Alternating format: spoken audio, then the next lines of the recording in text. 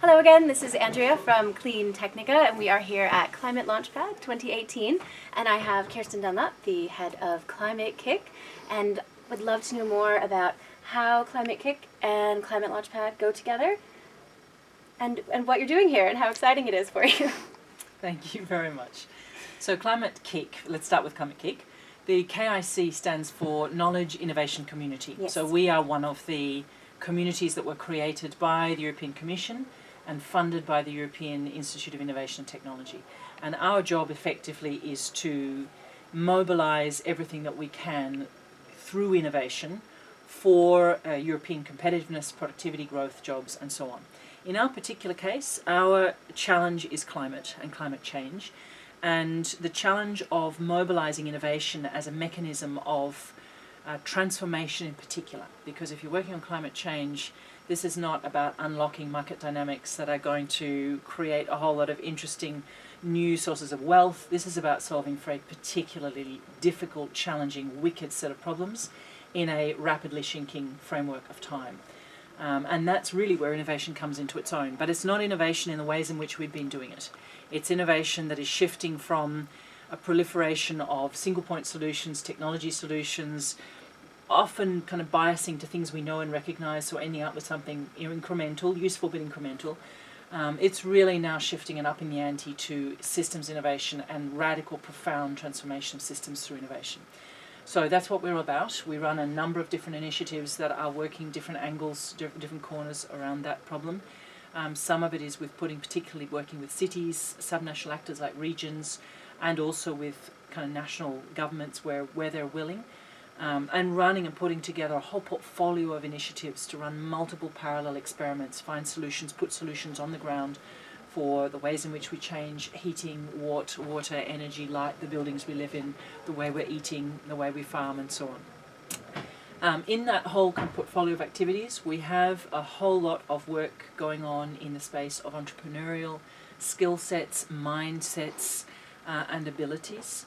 And particularly the role of entrepreneurship in providing a supply of possibilities that needs to be then pulled together around demand owners and set up as a set of parallel options. So we need the relationship between a supply of innovation and the demand for innovation to be used as a way of de-risking and finding alternative pathways for the kinds of changes that we're talking about. Because we've never had to change our world as dramatically and as structurally as we're going to have to. And as quickly as well. And well. as quickly. Yeah. So in that whole kind of system of effects, there is a point that really matters. It's a tipping point, and that is the point of entry.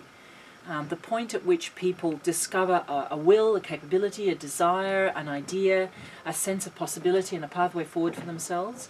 And that is an area that's often overlooked, or there's an assumption that somehow people will find their way forward. And then they'll enter into the incubator and the accelerator tracks that will take them forward. As there is indeed an assumption with incubators and accelerators that somehow the market will pick things up and that will solve the problems. So we're paying attention with Climate Launchpad to that very, very early stage of how do you mobilize hope and possibility and the conditions for people to access resources that fast-track them to a sense of what they could do with the ideas they've got, what they could do with a sense of concern, a sense of not knowing how to speak to their family or to their friends about something that they would love to participate in and contribute to, or a sense of responsibility and wanting to convert that into action. Climate Launchpad is a global movement. It's a movement that is really about Europe actually stepping up to show leadership in a space where Europe probably really needs to acknowledge that it's responsible for most of the industrial models and economic models that we're now suffering from. Yeah. And it's time for Europe to start putting in place some real ignition energy and some leadership in alternatives to doing that. And to make it the kind of platform environment where the whole world can come together to exchange ideas, to compete in that sense of collaborative exchange and possibility that is at the heart of this kind of entrepreneurial initiative. And then obviously through that mechanism, access, pathways to funding, pathways to application, demand owners, cities, regions, industries, SMEs that want to work with the talent that we have brought here. Yeah. And the globalization kind of this movement I think is really interesting. ClimateKIC was, it's primarily based in Europe, but you have outposts all over the place. And Climate Launchpad started out very European-based, but now we're seeing such a huge expansion. And so as we see the expansion with Climate Launchpad with countries from, Nigeria and Kenya and now India, do you see, is ClimateKIC also expanding into those regions? Or is Climate Launchpad kind of the way to get into those regions? ClimateKIC operates in 28 countries in Europe and is physically present in 23.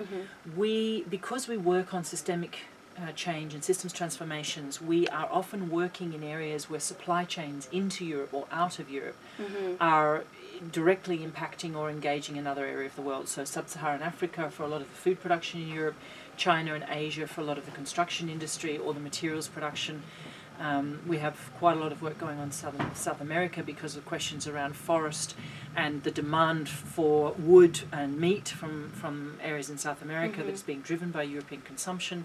And we have a partnership with ClimateKIC Australia because there's so many similarities in terms of both supply chains but also in terms of the needs for adaptation financing. So we are centred on European excellence, European-led innovation and European leadership in the space of innovation, but we are looking for impact on a problem that is inherently global.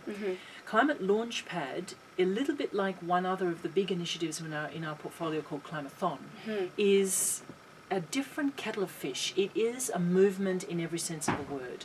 So it has that boundary-spanning, boundary-busting characteristics, which is simply not interested in whether it's a nation state or a region or a city. This is about people seeing each other, connecting with each other, taking inspiration from each other and wanting to participate in something that's inherently global. And we are seeking to create the kind of support that makes that a real possibility, because the flow of talent into Europe from things like Climate Launchpad is immensely enriching.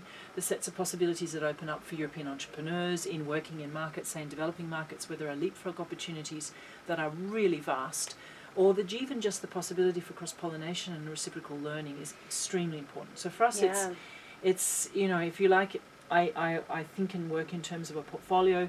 This is the position in the portfolio that deliberately plays planet as we work on, as cities and regions and structures and places and territories that people care about and want to do something specific. So within all these regions and territories and countries and continents, it seems like too, we see so much. We see mobility and we see food and we see health here at Climate Launchpad. What are you kind of most excited about to see here in terms of, what new kind of pathways do we see? And what would you like to see more of here, like more innovation within, X industry type of thing? So first of all, I'm not having seen the final ideas, so I'm not going to do a reveal.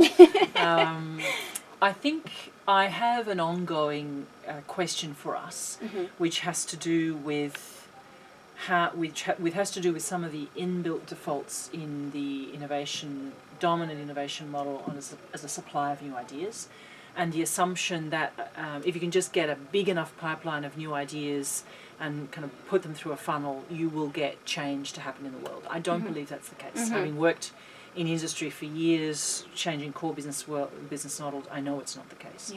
So there is a set of reflections for me on how we help people coming attracted to Climate Launchpad and help the structure of an initiative like this begin to educate, equip and frame the work that we do right from the very beginning of ideation with the means to change a system.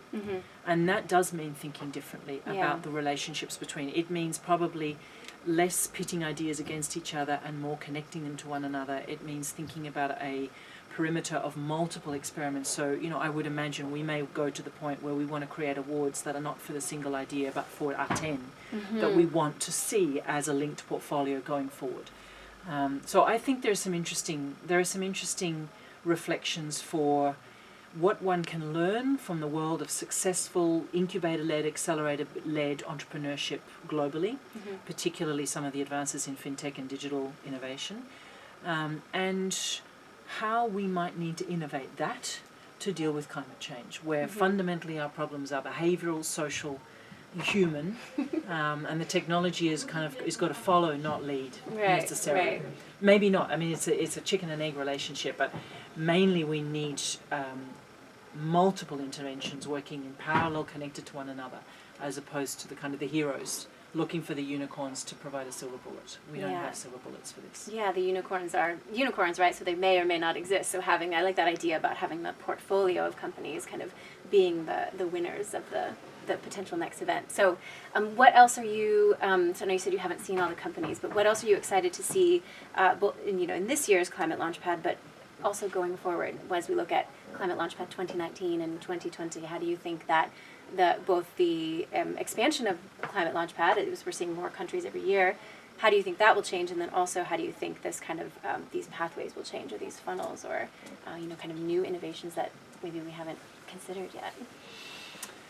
So I'm really pleased to see what an expansion in terms of countries, Yeah, and also just the volume of interest. So that kind of, over 1,500 applications is a fantastic. 55 countries, right? 45 countries. 45 countries with many on the waiting list. Yes, Yeah. and another 40 on the waiting list. Right. So that's and that's just almost like a capacity. So that's a fantastic signal that news is travelling, and a sense of the accessibility of this initiative seems to be particularly positive as a signal. I'm very, very pleased to see a lot of countries that if you were to take kind of a list of the classic climate change innovators, they wouldn't necessarily be on it, and they are here.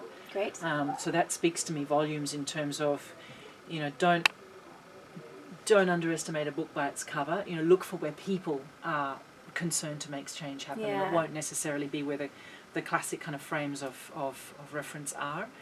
I'm really pleased to see that there is also a sense of almost like a pride in the accumulative effect. If you think, one of our problems at the moment is living in a world of fragmentation. Everything is fragmenting around us, and yet this is the kind of problem where that is the one thing we can afford. We must. It's like our one common language. We have and to pull together around we this. can gather about, I also again the sense of sort of common purpose, common will, common desire, the desire to work together no matter where you come from. That's fantastic. That's a really, really good sign. And we can see that here every day during lunch, during coffee, during all those things, people networking from around the world and having attended and that's last what year. we need to build that kind of global commons of understanding and will and collective intent. Yeah. I think I'll be really curious to see what comes through, and what I would certainly want to push us to do as we go forward is to open up to the sectors and the sources of innovation that are not traditionally considered for clean tech.